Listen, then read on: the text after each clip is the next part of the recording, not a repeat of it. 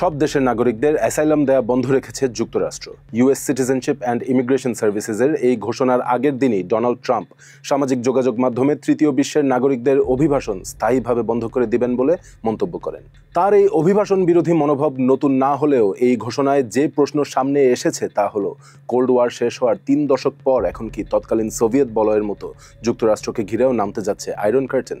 25শে November 2025, স্থান Washington DC.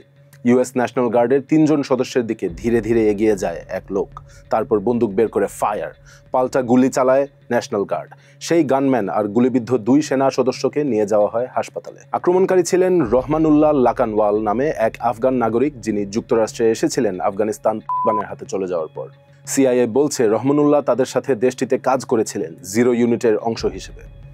আফগানিস্তানে CIA তাদের সবচেয়ে দুর্ধর্ষ অপারেশনগুলোতে মোতায়েন করত এই জিরো ইউনিট, যা ছিল বিভিন্ন আফগান প্যারামিলিটারি গ্রুপের সদস্যদের নিয়ে গড়া।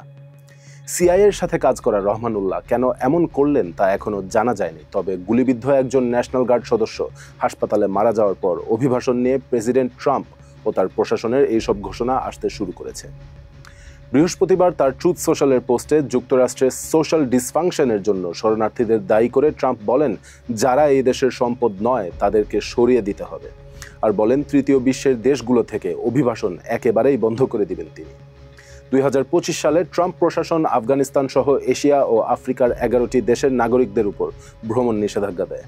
US citizenship and immigration services জানিয়েছে আপাতত সব দেশের নাগরিকদের অ্যাসাইলাম আবেদন নেয়া, অনুমোদন বা বাতিল করা বন্ধ। মানে অ্যাসাইলামের আবেদন নিয়ে এখন প্রায় সব কাজই বন্ধ থাকছে। যুক্তরাষ্ট্রের এই সিদ্ধান্ত নিয়ে ইতিমধ্যেই প্রতিক্রিয়া দিয়েছে জাতিসংঘ। জাতিসংঘের মহাসচিব রয়টার্সকে জানান, তারা আশা করে যুক্তরাষ্ট্র সহ অন্য যে কোনো দেশ 1951 সালে স্বাক্ষরিত রিফিউজি কনভেনশনে করা তাদের প্রতিশ্রুতিকে রক্ষা করবে।